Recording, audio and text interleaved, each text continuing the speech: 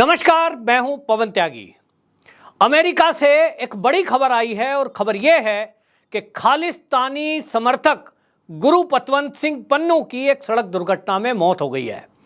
इस मौत को लेकर के हालांकि किसी अभी आधिकारिक व्यक्ति ने पुष्टि नहीं की है, ना तो अमेरिका की सरकार ने इसकी पुष्टि की है और ना ही खालिस्तानी समर्थकों में से किसी ने इसकी पुष्टि की है। लेकिन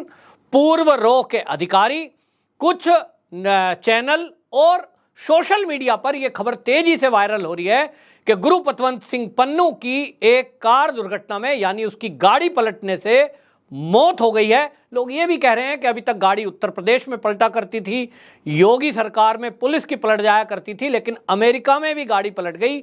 तो कहीं ना कहीं इसमें चर्चा का विषय यह बना हुआ है कि गुरु पतवंत सिंह पन्नू, जो कि विदेशों में बैठा हुआ एक खालिस्तानी मूवमेंट चला रहा था, भारत के विरुद्ध एक फिर से पंजाब समेत भारत के माहौल को खराब करने में लगा हुआ था। जिस तरह की वो वीडियो बना बना करके भारत के विरुद्ध लोगों को भड़काता था, इसको लेकर के ये चर्चा थी कि भारत सरकार इस पर तत्काल एक्शन ले और सख्ती से काम करे, क्योंकि जो हमारे भारत को नुकसान पहुंचाने की कोशिश करेगा, देश की सुरक्षा से खिलवाड़ करने की कोशिश करेगा और देश के अमन चैन को खत्म करने के लिए कोई षड्यंत्र करेगा, उसको बख्शा नहीं जाना चाहिए, क्योंकि वो एक तरह से प्रॉक्सी वॉर है।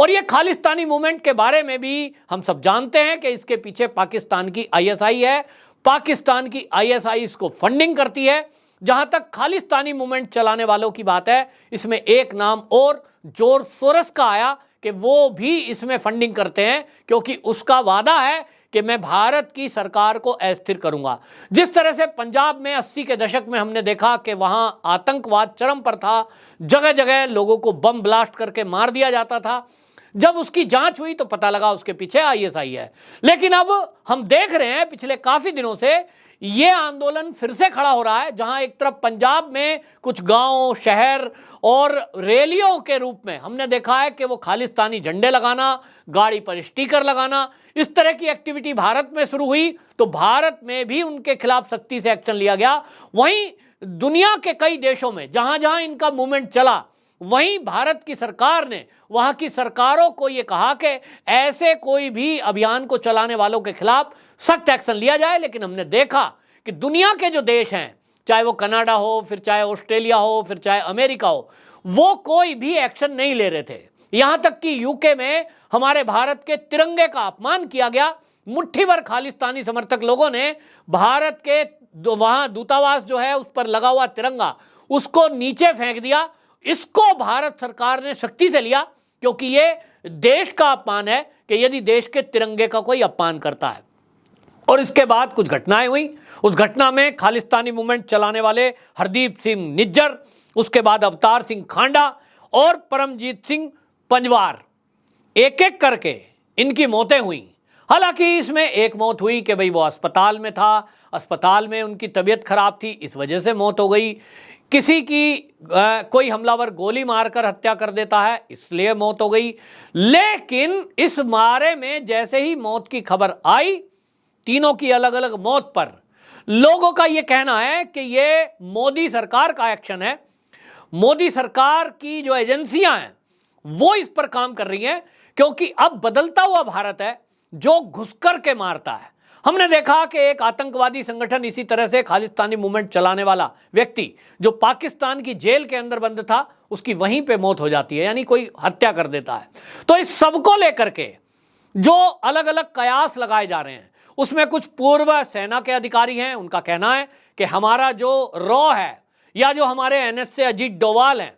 वो इस काम में वो सक्षम है कि हमारे देश की रक्षा सुरक्षा के लिए जो हमें जरूरत पड़ेगी या किसी देश की हमें सहायता की भी जरूरत पड़ेगी, तो हम अपने देश की रक्षा के लिए, देश विरोधी एक्टिविटी चलाने वालों के लिए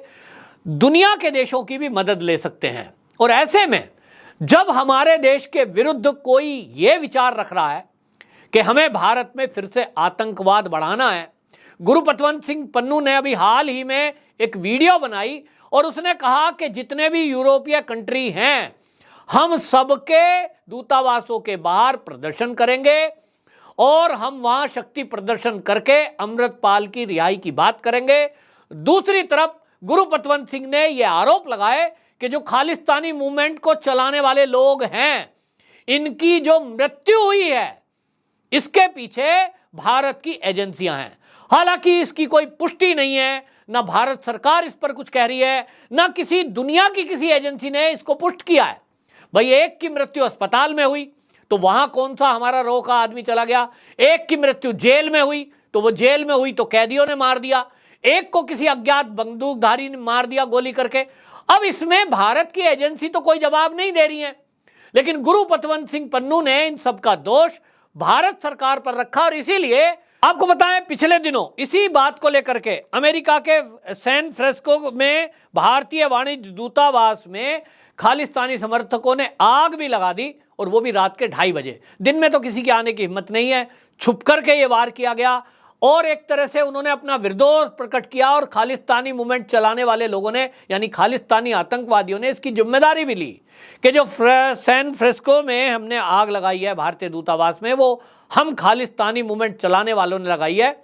और हम इसी तरह का विरोध बाकी देशों के दूतावास पर भी करने वाले हैं। गुरुपतवंत सिंह पन्नू ने एक वीडियो जारी किया था, और उसने कहा कि मैं एक अभियान चला रहा हूं, उसका नाम दिया उन्होंने किल भारत, और उसमें बोला कि 8 जुलाई को हम कनाडा, अमेरिका, ऑस्ट्रेलिया, इंग्लैंड और यूरोप के सभी देशों में इस धरने प्रदर्शन को करेंगे, और हम सरकार के विरुद्ध ये किल भारत अभियान चला रहे हैं। और वो कई बार इस तरह की बातें बोल चुका है। हालांकि गुरुपतवंत सिंह पन्नू, मोदी जी की अमेरिका की जो यात्रा हुई थी उसके पहले ही वो गायब था, और उसके गायब होने का कारण बताया जा रहा था कि वो बहुत डर गया था। और डर वाजिब है कि एक के बाद एक खालिस्तानी आतंकवादी की जब मौत होने लगी, और उसमें यह बात कही जाने लगी कि यह भारत की एजेंसियां कर रही हैं ऑपरेशन क्लीन, लेकिन जो रिटायर लोग हैं सेना के, जैसे मैं नाम बताऊं आपको कि एक न्यूज चैनल पर मेजर जनरल हर्ष काकर, वो उन्होंने ट्वीट किया है, और उन्होंने जो किया है, हर्ष काकर ने, मेजर जनरल है रिटायर, उन्होंने कहा कि देखिए, गुरुपतवंत सिंह पन्नू के मारे जाने की खबर है, लेकिन मैं इसकी पुष्टि नहीं करता हूं क्योंकि आधिकारिक रूप से कोई जानकारी नहीं आई है।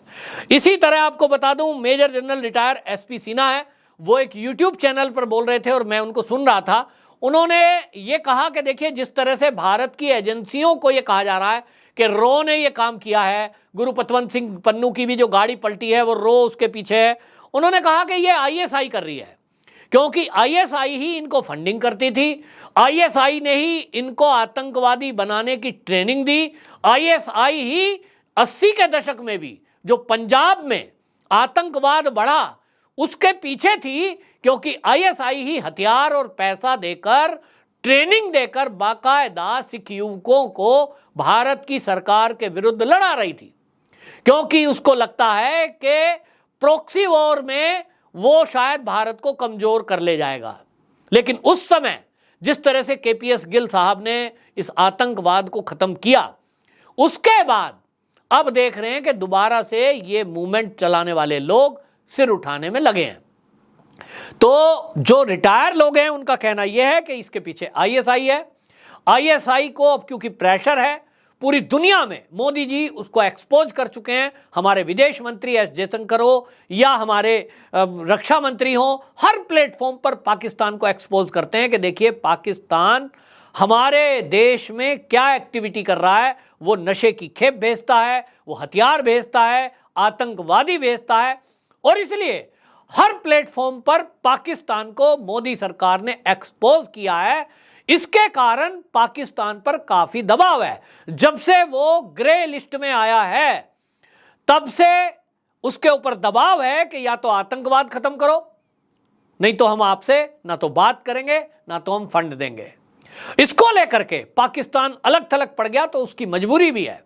और इसीलिए यह कहा जा रहा है कि आईएसआई ने जब पीछे हाथ खींच लिया है तो ये अब इनके जो ये मारे जाने की खबर आ रही है, इसके पीछे कहीं ना कहीं अब हो सकता है आईएसआई का हाथ है या भारतीय एजेंसियों का, ये तो जांच के बाद पता चलेगा, लेकिन फिलहाल जो खबर आई है वो यही है कि गुरु पतवंत सिंह पन्नू एक रोड एक्सीडेंट में उनकी गाड़ी पलटने से मौत हो गई है। जैसा मैंने कहा, इसकी पुष्टि नहीं है। क्या इस पर आपकी राय है? आप क्या समझते हैं?